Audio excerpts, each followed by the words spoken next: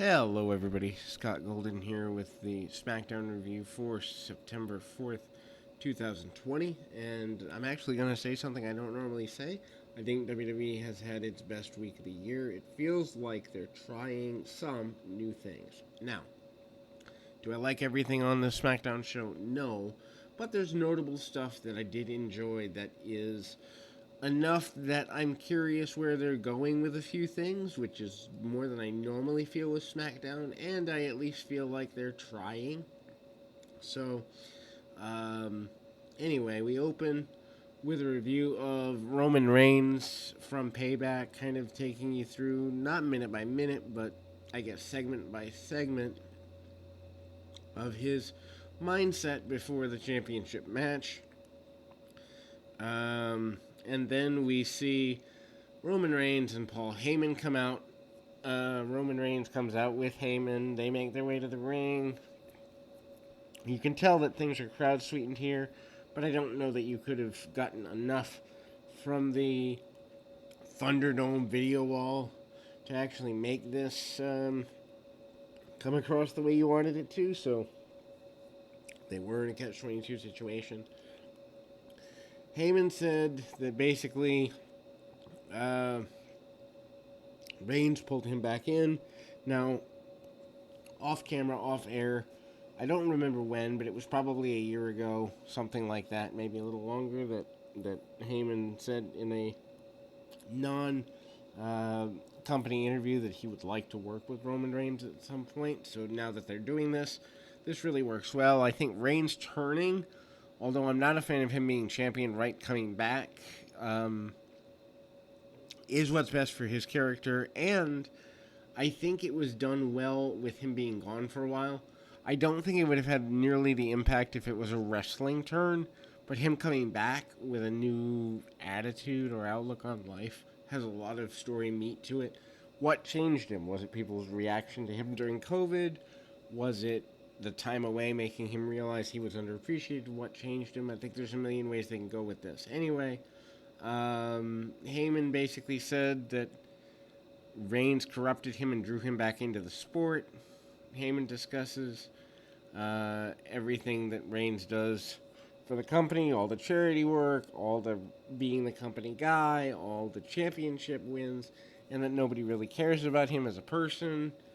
I think there may be some truth to him feeling that way, which I think is always good. Heyman makes fun of The Fiend and Strowman as possible champions. He alludes to the four-way tonight for the number one contendership, but says the announcers can be the ones to talk about that, not him. Heyman calls himself Reigns' special counsel, so now he's turning himself into a lawyer, kind of, which would be an interesting run. Heyman ends the promo where he basically says Roman Reigns in the vein that he used to say Brock Lesnar. Reigns says he kept his promise, signed the contract, and he pointed out that all he has to do is show up and win and be the best. Great promo. I can't believe I'm saying this, but Paul Heyman made me care what happens next with Roman Reigns, which is something that hasn't happened for me since probably the breakup of the original breakup of the Shield years and years ago. So that's a cool thing. Anyway, post break, Jey Uso approaches Roman Reigns, says they should hang out sometime, says he's trying to get in touch with him but can't. Roman says he's busy and walks off. Again, Roman's disowning his family, which I think could be fun. Heyman walks off, and basically, Jey is kind of left being the guy who is going, hey, what happened to my family member here? Then a segment of stuff I don't like. Heavy Machinery defeats Miz and Morrison. This was a match meant to make us still care about Otis. I can't believe I literally had forgotten he had the briefcase until the announcers reminded us. I know I've seen it, but week to week I don't care enough about the story. And I do kind of wonder when they're going to have him cash it in and lose. I think Otis is a guy who has lost steam without a crowd. Anyway, um, they bounce around with each other. Heavy Machinery with the early advantage. Tucker throws Morrison into the ring. Otis follows up with a shoulder tackle. Um, Faces are going nuts. They clear the ring, and Otis misses a charge in the corner, and then the heels take over for a few minutes. Otis makes a second comeback, hits a series of suplexes on both of his opponents, and hits a caterpillar on The Miz, followed with a Vader bomb for the win. Post match, Morrison grabs the Money in the Bank briefcase, runs away with it. Big E is talking with Drew Gulak and the Loser House Party. They're talking about the birthday of Xavier Woods. Big E promises to win the four-way later and win the Universal Champion when given the chance. A security guard approaches, tells Big E that Xavier Woods is there. Big E gets jumped by Sheamus for going and slams his head into a car. And, I mean, they put him through the windshield. Big E gets hit with the white noise on top of the vehicle, and he hits hard into the windshield. They take him to a local medical center. I don't know. To me, if New Day is on the shelf for a bit, this is the time to give Big E a shot to actually be something. And I don't know that a feud with Sheamus does that. Again, I would say Sheamus for. I wouldn't even mind Sheamus and Matt Riddle. I think it would be a step up from Corbin for Riddle. It's not my idea of a great match, but at least it's a step forward. I don't know that Big E, after years in a tag team, a successful one, probably the most successful one of the last 10 years, maybe outside the Usos, but certainly one of the top two in the last 10 years, maybe even 15 years. I don't think that you'd have a lot of time to waste him in throwaway feuds. That's just my gut on it. So to recap, the Shayna Baszler, Nia Jax issue from Payback. Elise Ashton, or whatever her name is, the new girl of the week, interviews Banks and Bailey and basically points out that this is made that Baszler keeps beating Bailey, and this causes Bailey to kind of be tense. Anyway, so here's the Women's Tag Team Championship match. Shayna and Nia defeat Bailey and Banks to retain the championship. SmackDown Tag Team Champions Cesaro and Shinsuke Nakamura give their thoughts on the match, and they basically make fun of the whole thing. Best angle on the show, best angle on SmackDown in a long while, is post this match. But anyway, all four start brawling all around the ring. Early advantage go to the champions. Crazy spot. Jackson Baszler swing the heels into the barricades. Jax tosses Banks to the floor. They go to the commercial break. They come back, and champs are Bailey in control, and Bailey gets cut off from her corner. Baszler rocked Bailey with a knee to the face, which looked pretty brutal. Jax slows the pace down and backed Bailey into the corner. Baszler tagged, goes after Bailey quite a bit, goes after the shoulder, and snaps her arm like she's trying to do real damage. Banks hits a distraction. There's a chop block on Nia Jax. Banks gets a tag, goes nuts on Nia, hits a double running knee in the corner, and follows up with a Meteora for a near fall. Banks attempts to powerbomb Jax off the apron, but the size is too much. Bailey makes a blind tag, helps Banks to powerbomb her on the floor. Uh, then Baszler is the legal person in the match, attempts the Coquina clutch. Bailey countered into a back suplex. Bailey hits a flying elbow on Baszler for a close near fall. Heels isolate Baszler and beat her down for a while. Banks attacks, hits the running knees on the apron. Baszler moves out of the way, and Banks goes into the ring post. Baszler fights back, attacks Banks' injured knees, and Baszler attempts the Moodle lock on Banks and attempts the Coquina clutch on Bailey. Bailey counters, this time with the Bailey to belly. Banks scores a near fall and goes into the bank statement. Jax jumps back into the match and breaks it up. Jax runs wild on Bailey and Sasha for a bit. Finish comes. Jax ends up on the second turnbuckle. The heels hit the double powerbomb on Baszler. Jax hits a cross body onto both of her opponents, acquiring the win. Post-match, medical team comes out to check on Sasha and her knees. Bailey is very concerned, and she told the medical staff to be careful. Bailey helped Banks up, takes her out of the ring, and Bailey attacks Sasha out of nowhere, beats her down, and attacks her leg. Bailey takes her back in the ring, continues the beating. I mean, probably the most vicious women's beating I've seen. I don't know if ever would go that far, but it's there. So they do the Pillmanized spot of Sasha's leg in the chair, and then they actually put Sasha's neck in the chair. She jumps off the second turnbuckle, stomping the chair. This angle is huge.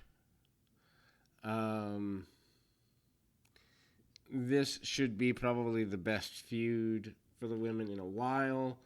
Sami Zayn comes out post commercial break claiming to be the Intercontinental Champion, yells at the camera guy, yells at the production truck, yells at everyone who will listen that he wasn't introduced as the Intercontinental Champion.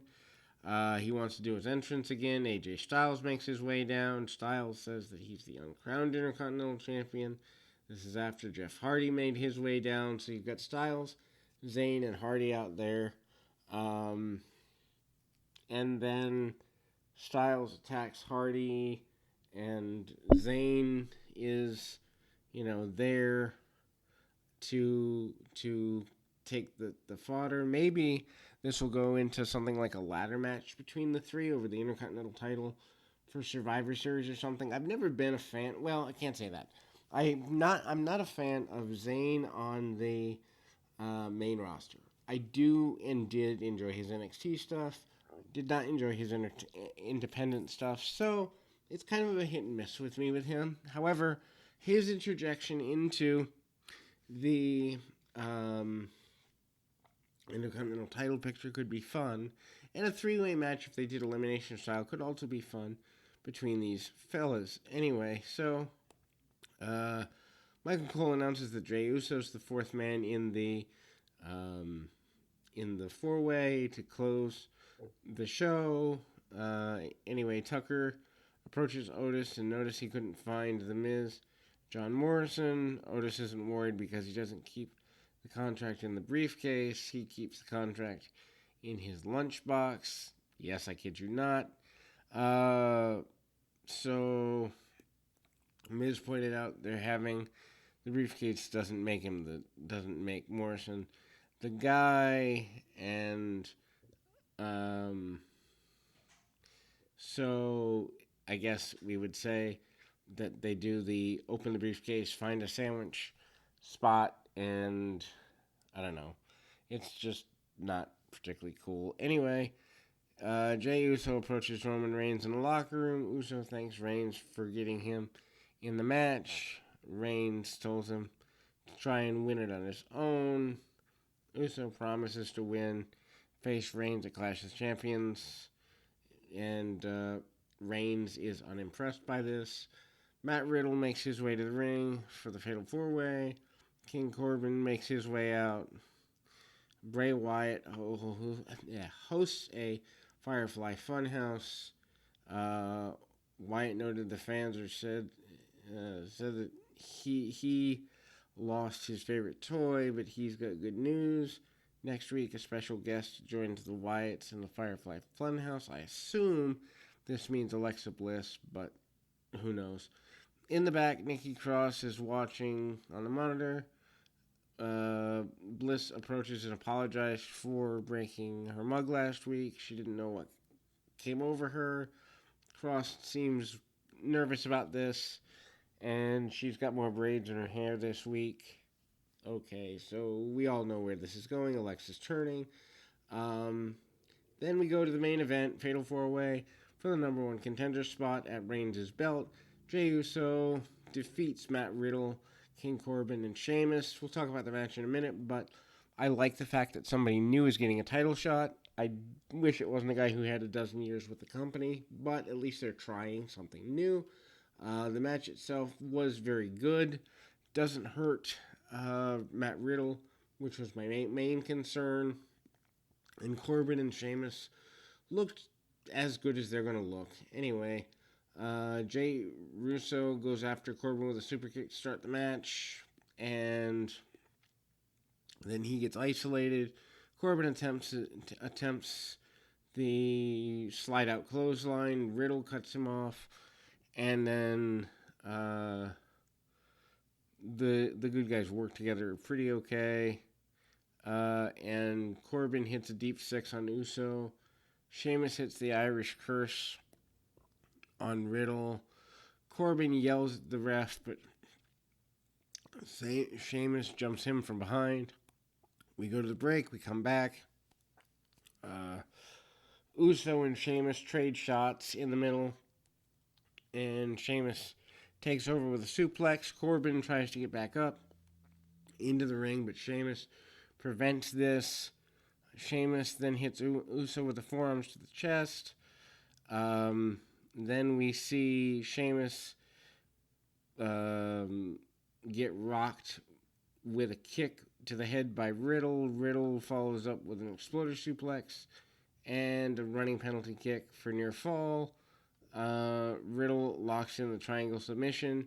Sheamus powers out of this and gets a near fall.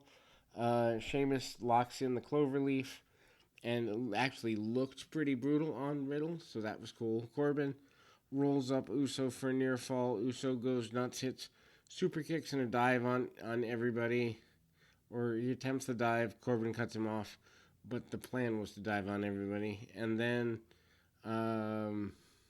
Uso hits the dive on Riddle and Sheamus. A minute later, Uso tries to dive on Corbin over the barricade, but Corbin catches him. Corbin then dumps Uso over the video screens of fans. I don't know why you have these video screens if you're just going to destroy them, but anyway. Finish came when Sheamus hits the bro kick on Corbin.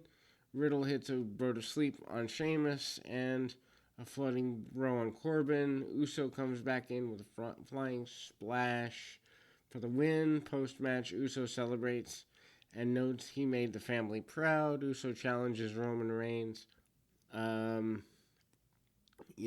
Clash of Champions. It's good to see a new championship challenger, and it was a good way to close the show. Anyway, that's your SmackDown review. We'll be back with more. Keep your feet on the ground, your mind in the moment.